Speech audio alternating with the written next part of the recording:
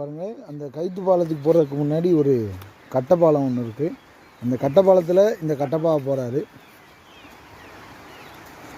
இது ஒரு பெரிய ஆறு. ஆனால் தண்ணி வந்துச்சுன்னா எப்படி இந்த பாலம் நிற்கும்னு தெரியல.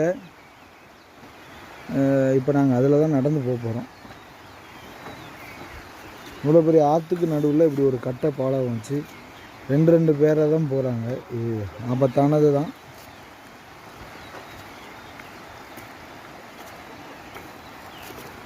இப்போ நாங்கள் அதில் போகிறோம்.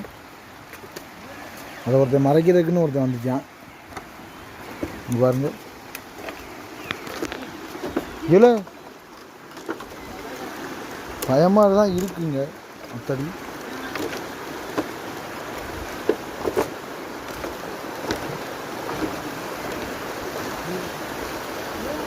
என்னோட இந்த ஆட்டம் ஆடுது.